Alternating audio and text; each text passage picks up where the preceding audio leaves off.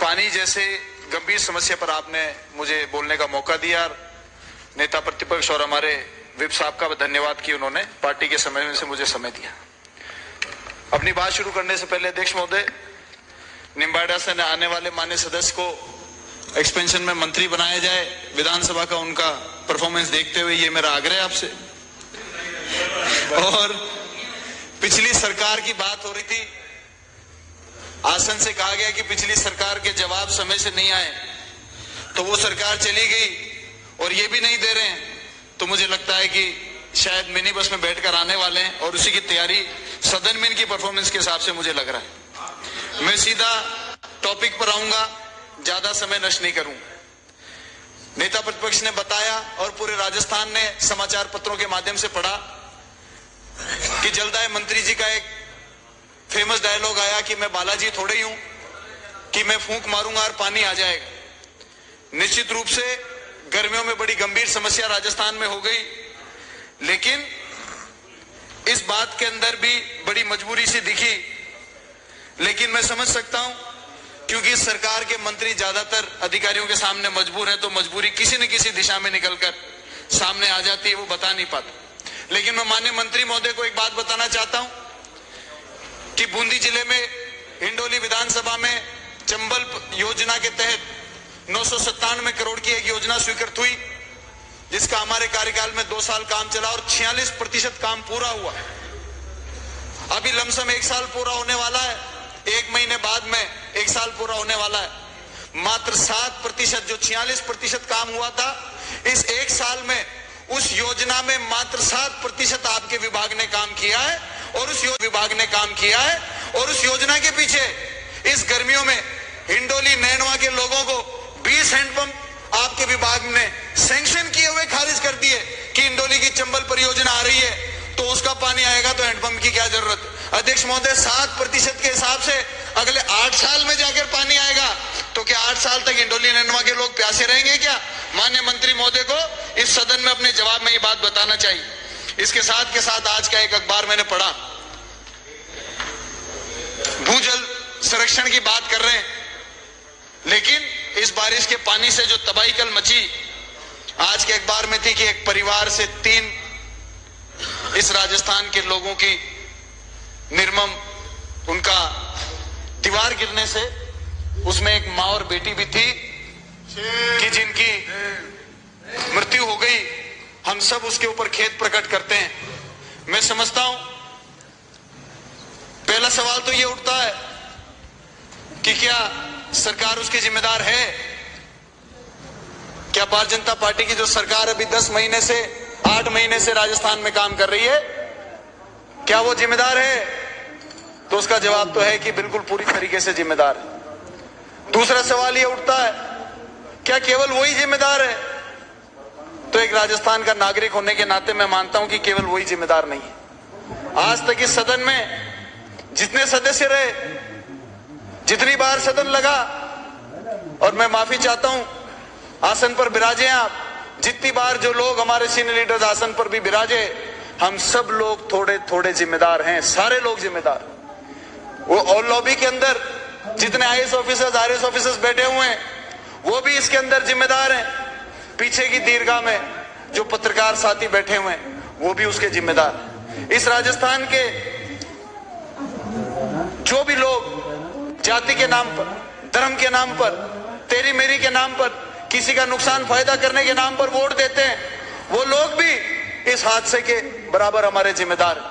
मैं समझता हूं कि अगर इन परिस्थितियों को हमने नहीं सुधारा तो आने वाले समय में, आज हिमाचल में डैम टूट रहा है, बड़ी बड़ी पहाड़ियां खिसक रही हैं, एक हादसे में सैकड़ों लोगों की मृत्यु हो जाती है, तो कहीं ना कहीं इस सिस्टम के अंदर कमी है। अगर हम एक दूसरे के ऊपर आरोप प्रत्यारोप की ही राजनीति करते रहे, एक दूसरे को नीचा दिखाने और खुद को सबसे सर्वश्रेष्ठ दिखाने की राजनीति करते रहे, तो आने वाले समय में इन हादसों में ये कोई अतिशयोक्ति नहीं होगी कि कोई ना कोई इस सदन में बैठे वाले का भी किसी का मिलने वाला कहीं ना कहीं दब जाएगा। इसलिए सीरियसली हमको सोचना पड़ेगा, इसके ऊपर काम करना पड़ेगा। माननीय अध्यक्ष महोदय, 11वां साल आपकी कृपा से और जनता के आशीर्वाद से ये सदन में मैं आ रहा हूं। बार बार हम ये सुनते हैं कि सदन की गरिमा गौरवशाली इतिहास। लेकिन जब तक ऐसी माँ बेटी पानी के आने के ऊपर दीवार के नीचे दबेगी, तब तक ये इतिहास गौरवशाली नहीं होगा।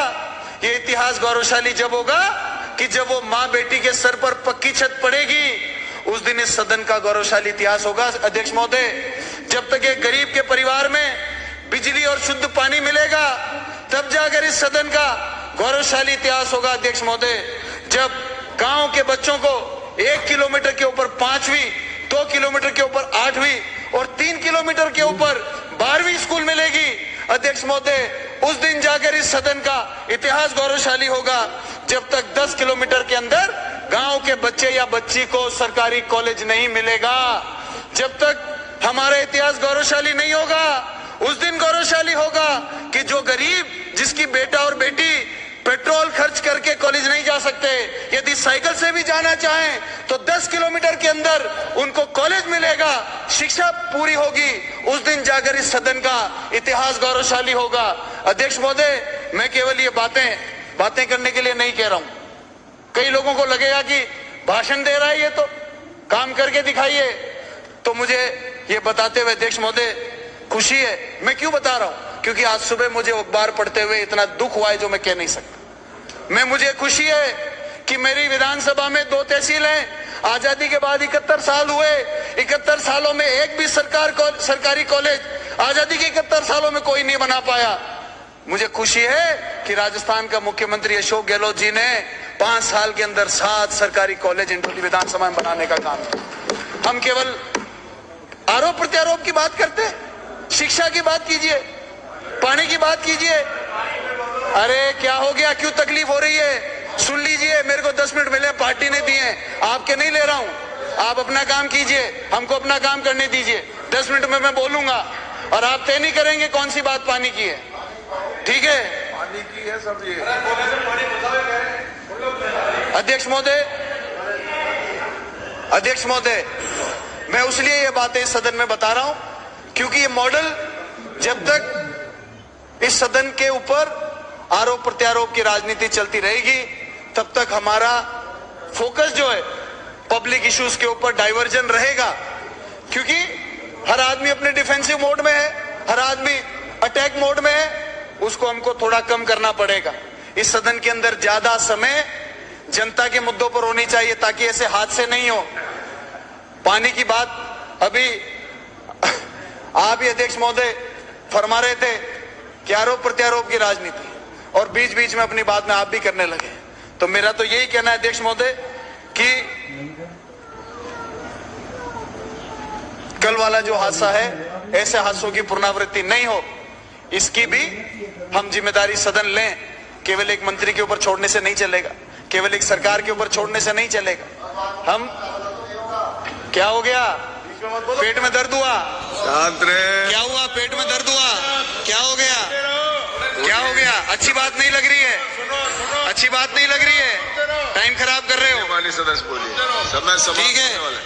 अध्यक्ष महोदय, अंत में क्योंकि किसी को सच सुनने की आदत नहीं है, कोई सच सुनना नहीं चाहता, इसलिए मीठी मीठी बातें करो, एक दूसरे की पॉलिश करो और शाम को जाके सदन के सितारे बनकर लड्डू बांटो। इससे काम नहीं चलेगा। अध्यक्ष महोदय, मैं अंत में अपनी बात को जल्दी खत्म करूंगा क्योंकि बाकी जो बातें कहूंगा फिर ये खड़े होंगे और इनसे सुना नहीं जाएगा। नए नए आए, अभी पार्टी ज्यादा कर रहे हैं। जब अगले चुनाव में जाएंगे जनता के बीच में और 5 साल में मुद्दे रह जाएंगे, तब इनको पता लगेगा। गांव में जाके जब लोग सवाल में पूछेंगे कि आपने हमारे गांव के लिए क्या किया, आपने हमारे शहर के लिए क्या किया, आपने बच्चों की शिक्षा के लिए क्या किया, आप मेरे को टोक रहे हो, लेकिन 4 साल के बाद में आप चुनाव में जाना, लोग आपको पकड़ेंगे। हमारे गांव में 5वीं थी, आपने 8वीं क्यों नहीं कराई? हमारे गांव में सड़क नहीं है, इस सड़क कच्ची होने की वजह से बच्चे स्कूल नहीं जा पाते, उसमें आपने क्या कराया? हमारी पानी की समस्या क्या कराया? हमारे अस्पताल नहीं, आपने क्या कराया? अभी आपका पेट दुख रहा है, समय आएगा आपको पता लगेगा, मेरी बातें याद आएगी कि समय पर काम की बात कर लेते तो कितना अच्छा रहता। अध्यक्ष महोदय, एक बहुत बड़ी गलती ये सदन करने जा रहा है। पहली बार हो रहा है कि होम के ऊपर कोई डिस्कशन नहीं हो रहा है। मैं आग्रह करता हूं सभी जिम्मेदार लोगों से कि होम के ऊपर डिस्कशन होना चाहिए। जिस पुलिस को राजस्थान के लोगों की सुरक्षा के लिए आपने, इस सरकार ने उनके हाथ में बंदूक दी है, रक्षक कहीं भक्षक नहीं हो जाएं, इसलिए उनके ऊपर नकेल रहना भी जरूरी है, उनके ऊपर नजर रहना भी जरूरी है, उनके ऊपर चर्चा होना भी जरूरी है और उनकी सच्चाई जो है वो सदन के माध्यम से जनता के सामने भी आना जरूरी है।